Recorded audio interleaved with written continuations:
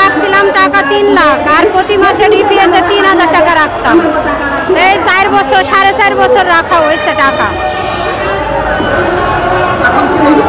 এখন সে সবাই 30,000 লোকের টাকা মাইরা হয়ে গেছে গা, এখন কারোর টাকা হ্যাঁ দিবে না। আমাদের দাবি যে আমাদের টাকা চাই, হ্যাঁ আমাদের টাকা নিছে, আমাদের ন্যায্য টাকা আমরা চাই। হোটেলে কাজ করে, হোস্টেলে কাজ করে, হ্যাঁ হ্যাঁ কি করি, হ্যাঁ গার্মেন্টস চাকরি করে এই টাকাটা রাখছিলাম। আমাদের বাসা মিরপুরে, মিরপুর 12 নম্বর। হ্যাঁ আমার নাম আনজিরা।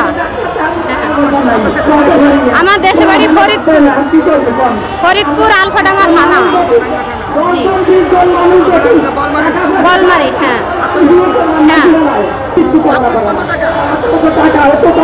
আমার 4,75,000 টাকা। আমার 7 বছরের বুকের বাচ্চা রাইখা আমি জর্ডান গার্মেন্টসে চাকরি করছি। মানুষের কাছে, বোনের কাছে, ভাগ্নির কাছে ছোট ছেলে রাইখা আমি 8 বছর চাকরি করে আসছি। আমার হাজবেন্ডের সাথে আমার সম্পর্ক নাই। তখন মনে করেন আমি এই টাকা দিয়ে আমার সন্তানকে মানুষ করার জন্য আমি টাকাটা রাখছি যে এইখান থেকে কিছু কিছু লাভের অংশ পাবো, আমার ছেলেটাকে আমি লেখাপড়া আগায় নিব। যার জন্য টাকাটা আবার রাখা। ওদের কাছে যখন রাখছি অনেক ভাবে বুঝাইছে, এমন ভাবে বুঝাইছে যে আপনাদের যখন টাকাটা প্রয়োজন জাস্ট আমাদের 18 দিন সময় দিবেন, এই 18 দিনের মধ্যে আমরা টাকাটা সম্পূর্ণ আপনাকে দিয়ে দিব। তারপর মনে করেন এই নানা ভুগিচুগিতে পয়লা টাকাটা রাখছি, কিন্তু টাকাটা রাখার 9 মাসের মধ্যেই আইসা পড়লো করোনা। করোনা আসার পরে এই মানে বন্ধ, মানে মুন্সিগঞ্জ, আমার দেশের বাড়ি মুন্সিগঞ্জ। এখানে আপাতত আমি মোহাম্মদপুর থাকি, আগে মিরপুর থাকতাম, টঙ্গিবাড়ি থানা। জি ইউনিয়ন টঙ্গিবাড়ি, টঙ্গিবাড়ি টঙ্গিবাড়ি। আসলে এটি বেদনাবেদক। দেখেন এই বৃদ্ধ মা তার পরিশ্রমের টাকা হারিয়ে আর সে চোখের জলে ঢাকা প্রেস ক্লাবের সামনে আসে এই পহেলা মে বিষয়ে দাঁড়িয়েছেন। আপনারা একটু লক্ষ্য করেন, এখানে শত শত শ্রমিক কর্মী তারা দেখেন এই মার চোখের জলে আস সে ছিদ্র। আসলে এই কোম্পানির কি কোনো মায়া ধয় নাই? এই কর্ণফুলী মাল্টিমিডিয়া অপারেটর কোম্পানি আজকে সেই তাদের টাকা পয়সা আত্মসাৎ করে চলে গেছে। তার অভিযোগ সেই মা চোখের জলে বলছেন। মা আপনার নামটা বলেন, পুরো নামটা আবার বলেন। শিল্পী, শিল্পী। জি আমার স্বামী, না না আমার স্বামীর সাথে আমার সম্পর্ক নাই, আমার একটা ছেলে। হ্যাঁ সে তার একটি ছেলে বলছে। দেখেন কি দুঃখের কথা, আমরা একটু দেখাই। আরো লোক দেখেন আছেন, তারপর কাগজ টোকায় খায়, তারা সত্যি এই টাকা রাখছে এই জায়গায় কর্ণফুলীতে। আমরা চাই 2022 সাল থেকে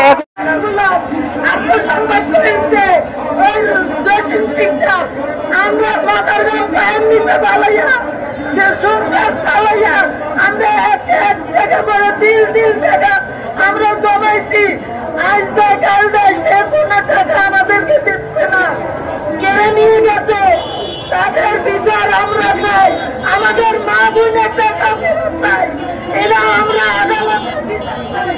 আমরা যদি কোনো আন্দোলন করি, আমাদের মা বোনদের নামে সে মামলা করে দেয়, আমরা কি দোষ করেছি? বাইরে বোনেরা এরা বিচার, এরা আন্দোলন চাই, দোষীদের বিচার চাই। আমরা স্বামীর সন্তানদের কষ্ট দিয়া আমরা চাইরানা করে করে আমরা টাকা জমাইছি। তাই এই কষ্টের টাকার বিচার আমরা আপনাদের কাছে অবশ্যই পাচ্ছি। আপনারা বিচার পাবে, আমরা বিচার পাবো।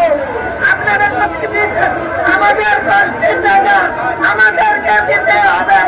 যদি দোষীদের বিচার আপনারা করে দিতে চান, আমাদের কিছু করেন টাকা আমাদের দিতে হবে, আমাদের অনেক কষ্টের টাকা। টাকা হাত দিয়ে টাকা করে তুলে মানুষের বাড়ি কাজ করে আমি এই টাকাগুলো জমাইছি। আমার চোখের পানি তিল তিল করে যেদিন শুনছি এটা বন্ধ হয়ে গেছে, একটা সপ্তাহ আমি বেউস ছিলাম, আমার কোনো হুঁশ ছিল না। অনেক এই দশকের বিচার আমরা চাই। হাজারো হাজারো ছেলে মেয়ে ভাই বোন আমরা আছি, আমরা তিল তিল করে অল্প অল্প করে টাকা জমিয়ে সরকার জমাইছিলাম। আমাদের এই ৬০০ কোটি টাকা দোষী মেরে খেয়ে পালিয়ে গেছে। এই দেশে তো অনেক সন্ত্রাসীদেরকে ধরা হয়, তাহলে কেন দোষীকে ধরা হয় না?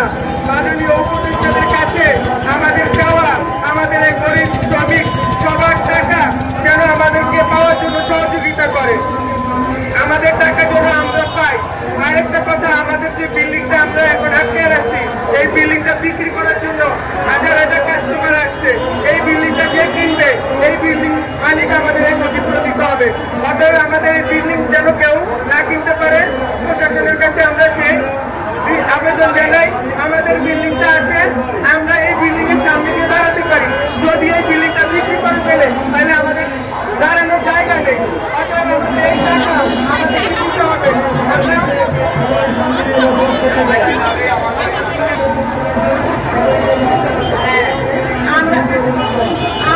এখানে সবাই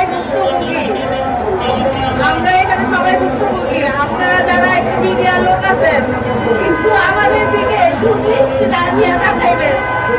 আমরা এইখানে অনেক দিন যাবত এই জসিমের কাছে আমরা ঘোরাফেরা করতেছি, এইখানে আরো কয়েকবার আমরা এই আপনাদের কাছে আইসা গেছি কিন্তু কোনো কাজ হয় নাই। জসিমের দৃষ্টি আকর্ষণ করতে পারতেছি না। আমাদের জসিম একটার পর একটা হয়রান করেই যাচ্ছে। আমাদের যে ছেলেগুলা আমাদের হয়ে একটু ওদের বিরুদ্ধে দাঁড়াইতো, সেই ছেলেগুলা মেরুদণ্ডগুলো খাইয়ে দিচ্ছে। এই ছেলেগুলা মোটামুটি গার্মেন্টে চাকরি করে তাদের সংসার চলে। এর বিধান তো ওই গরিব মানুষ, সেই গরিব মানুষের সাথে বড় বড় নেতাদের সাথে ছবি এডিট করা কি করতেছে, নানান পদে হয়রানিমূলক মামলা দিতেছে। ওই ছেলে ভাত ঠিক মতো খাইতে পারে না, সেই ছেলেকে নানান পদের বড় বড় নেতা ফেতাদের সাথে ছবি এডিট করা দিতেছে। ওই নেতা ফেতাদের কাছেই তো কোনোদিন ফিরতে পারে নাই, যাইতে পারে নাই, ও পেটে ভাতে চলে। সেই জায়গায় তো ওই নেতাদের সাথে প্রশ্নই আসে না ওর ওই নেতাদের সাথে সম্পর্ক রাখার। ও যদি নেতাদের সাথে সম্পর্ক রাখে, ও একটা সাধারণ শ্রমিক কেমনা ভাই, গার্মেন্টস শ্রমিক, ও তো তাইলে ভালো ভালো নেতা হতে পারে, ভালো ভালো অবস্থানে থাকতে পারে, তাহলে কেন এই সাধারণ শ্রমিক? আর সেই ছেলেটাকে এইভাবে হয়রানি করা, আজকে জেলে ভাত খাওয়াই যাচ্ছে। এই ছেলেটা আমাদের হয়ে, আমাদের অনুরোধে এই ছেলেটা সব কিছু কাগজপত্র আমাদের ঠিকঠাক করছে, সেই ছেলেটাকে এইভাবে হয়রানি করতেছে। আমাদের নেতাদের বড় জেলখানা, থানা, পুলিশ, দারোগা টাকা খাওয়াইতেছে, আমাদের নামে হয়রানি মামলা করতেছে কেন?